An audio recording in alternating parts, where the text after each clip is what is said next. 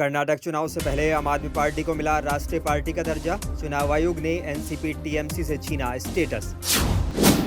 Amit Shah vibrant village program के लिए पहुंचे अरुणाचल। बोले सुई की नोक जितनी जमीन भी भारत से कोई नहीं ले सकता। अडानी समूह ने दिया राहुल गांधी के 20,000 करोड़ का हिसाब। आरोपों को बताया बर्बाद करने का कंपटीशन।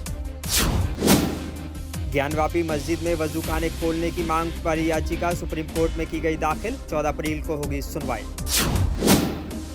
बौद्ध धर्म गुरु दलाई लामा का विवादित वीडियो हुआ वायरल। उन्होंने बच्चे और उसके परिवार से मांगी माफी।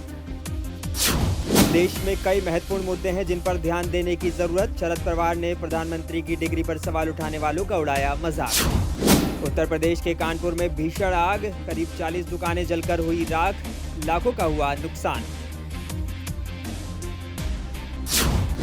दिल्ली सरकार के मंत्री गोपाल राय ने की प्रेस कॉन्फ्रेंस। बोले मनीष सिसोदिया और सत्येंद्र जैन की गिरफ्तारी नहीं है वैध। अयोध्या जाने पर उद्धव ठाकरे ने की मुख्यमंत्री एकनाथ शिंदे और डिप्टी सीएम देवेंद्र फडणवीस की आलोचना। बोले किसान शिंदे और फडणवीस को माफ नहीं करेंगे। राज्यसभा सदस्य कपिल सिब्बल ने अयोध्या दौरे पर महाराष्ट्र के मुख्यमंत्री एकनाथ शिंदे पर साधा निशाना। बोले पीठ में छोरा घोंपने वाले बाला साहब ठाकरे की विरासत को आगे नहीं बढ़ा सकते। उगांडा और मोजाम्बिक की 6 दिवसीय यात्रा पर रवाना हुए विदेश मंत्री एस जयशंकर। दोनों देशों को भारत की ओर से पूर्ण समर्थन की करेंगे पेशकश। देश में पिछले 24 घंटे में 5,880 कोरोना के नए मामले आए सामने। केंद्रीय स्वास्थ्य मंत्री मनसुख मंडाविया ने सभी राज्यों को किया अलर्ट। कोरोना को लेकर झारखंड के स्वास्थ्य मंत्री बन्ना गुप्ता ने की उच्च अधिकारियों के साथ बैठक। सभी उपायुक्तों को दिए निर्देश। लोगों को दी सार्वजनिक स्थानों पर मास्क पहनने की अपील। दिल्ली हाई कोर्ट ने शर्जील इमाम की याचिका पर सुनवाई की स्थगित। अब 4 मई को सुना जाएगा मामला। मंगलवार को अपने संसदीय क्षेत्र वायनाड का दौरा करेंगे राहुल गांधी। वायनाड दौरे को यादगार और सफल बनाने में जुटे कांग्रेस नेता। नोएडा के गार्डन गलेरिया मॉल में शराब पार्टी के दौरान स्क्रीन पर चली रामायण। वीडियो सोशल मीडिया पर हुआ वायरल। नोएडा के सेक्टर 39 थाना में केस हुआ दर्ज।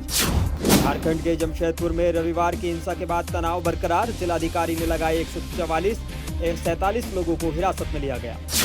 नगर पालिका चुनाव में उम्मीदवार हो सकती है माफिया अतीक अहमद की भाभी जैनब। अतीक अहमद के भाई अशरफ अहमद की पत्नी है जैनब। सासाराम और नालंदा हिंसा को लेकर असदुद्दीन ओवैसी ने दिया बयान। बोले नीतीश कुमार और तेजस्वी यादव को फैंसी ड्रेस से नहीं है फुर्सत। हैदराबाद के शमशाबाद एयरपोर्ट पर एयर इंडिया की उड़ानें अचानक हुई रद्द। कई यात्रियों ने की शिकायत। फ्लाइट रद्द होने की नहीं दी गई सूचना। सुपरस्टार शाहरुख खान ने कोलकाता में तेजाब पीड़ितों से की मुलाकात। तस्वीरें सोशल मीडिया पर हुई वायरल।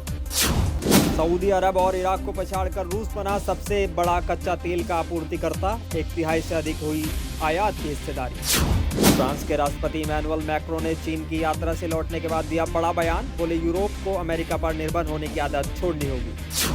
रोडीज सीजन 19 के साथ कमबैक करेंगी रिया चक्रवर्ती। प्रोमो वीडियो में कहा आपको क्या लगा मैं वापस नहीं आऊंगी डर जाऊंगी।